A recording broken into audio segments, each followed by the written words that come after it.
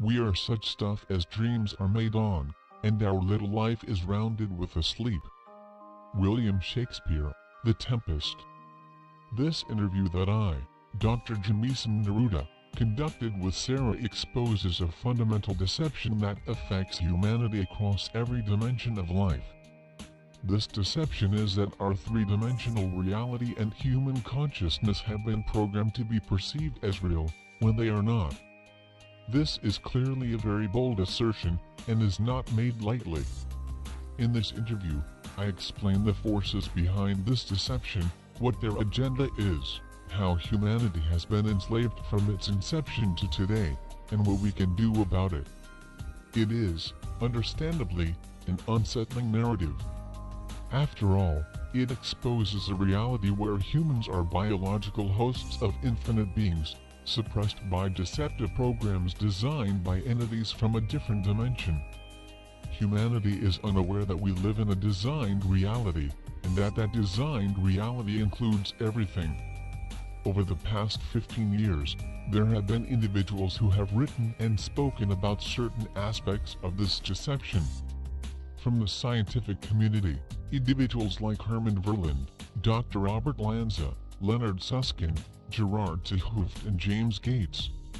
From the technical field, NASA engineer Thomas Campbell. From a more philosophical perspective, authors like Nick Bostrom and Anthony Peake. Scientific papers, too, have been released in this emerging field of reality definition like Constraints on the Universe is a Numerical Simulation by Bean, Devoody and Savage. These individuals, and others like them, are hypothesizing that our universe was designed through mathematics or computer code. This topic is relatively off-limits, reserved for theoretical and heretical thinkers. It shocks people significantly more than the discussions of UFOs or government conspiracies, because it is so fundamental. It is our reality, and the only logical conclusion we can draw is that we are prisoners in a deceptive reality. It makes reality feel like a lab, and we are the unsuspecting lab rats. From the spiritual side, many of our mystics and religious founders have reported that both our perception of the universe, and the universe itself, is an illusion.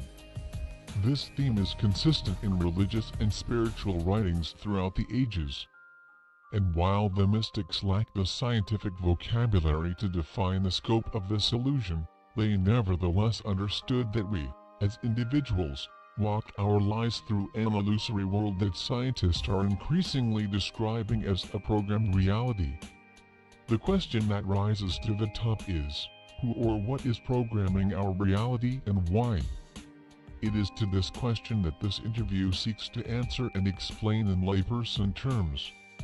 It is understandable that those with a scientific or religious training will find this disclosure difficult, if not impossible, to believe. I am not trying to convince anyone, I merely present a narrative for how this happened, why it happened, where it is trying to lead humanity, and most importantly, how we can break out of the programming, all of us. This interview is not concentrated on the scientific realm. The science behind the hologram of deception is not based on the mathematics or physics of our spacetime. Its complexity and sophistication is well beyond our current understanding, so the attempt to define it in scientific terms would be an impossible undertaking. Even if it were possible, it would only muddle the real import of this information in arcane vocabulary and mathematics. The true focus of this interview isn't the scientific definition of the hologram of deception, but rather how we can free ourselves from its pervasive and illusory presence.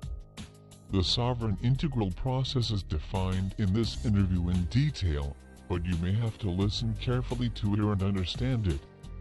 This process is truly the centerpiece of this interview.